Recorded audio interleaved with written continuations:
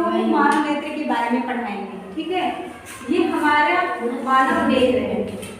हमारे मानव नेत्र में कई भाग हैं, जैसे कॉर्निया है, आइरिस है, नेत्र लेंस है, रेटिना है, इसमें बहुत सारे पार्ट हैं। तो हम धीरे धीरे एक एक पार्ट को करके समझेंगे और हम कैसे अपने चारों तरफ वस्तुओं को देख पाते हैं अपने नेत्र के माध्यम से, इसके बारे में हम भी थोड़ा समझने का प्रयास करेंगे। जैसे कि हमारे नेत्र लेंस का ये जो सबसे बाहरी भाग उभरा हुआ है, इसको हम कार्निया कहते हैं। कार्निया जो होता है वो सफेद तथा कठोर भाग होता है।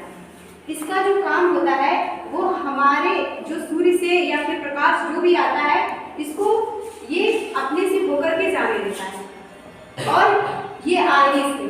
आइरिस जो होता है हमारे जो आई का कलर होता है, जैसे ब्लैक हो गया, ब्राउन हो गया, ब्लू हो गया, ये आइरिस पे निर्भर करता है। और ये पुतली है। पुतली जो होती है हमारी आंख में जितनी प्रकाश की मात्रा जानी चाहिए, ये पुतली नियंत्रित करता है, उसको कंट्रोल करता है। ठीक है, और जो पुतली का साइज होता है वो आइरिस पे निर्भर करता है।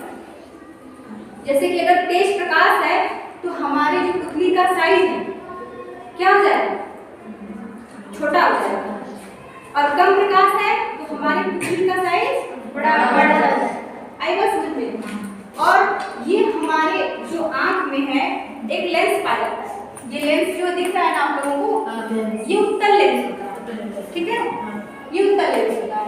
और जो हमारे नेत्र में जो हमारे आई में प्रतिबिंब बनता है वो कहाँ पे बनता है, दृष्टिपटल रेटिना पे बनता है। और कैसे प्रतिबिंब बनता है इसको समझने के लिए हम इस फिगर को समझेंगे। ठीक है, देखिए सबसे पहली बात, हमारे आंख में दो पारदर्शी परत पाई जाती है। कितनी परत पाई जाती है? दो। पहला कंजक्टिवा है। क्या है? कंजक्टिवा। दूसरा कार्निया है। यहाँ से प्रकाश की किरण जा रही है। पहला पारदर्शी परत कंजक्टिवा है, ये एक प्रकार की झिल्ली पाई जाती है, इससे होकर के प्रकाश गुजरता है, कार्निया के पास आता है। कार्निया जो है वो दूसरी पारदर्शी परत है। ठीक, फिर कार्निया से होने के बाद हमारे जो नेत्र में एक लेंस पाया जाता है, जिसको हमने आपको उस चित्र के माध्यम से दिखाया, जो वो लेंस है।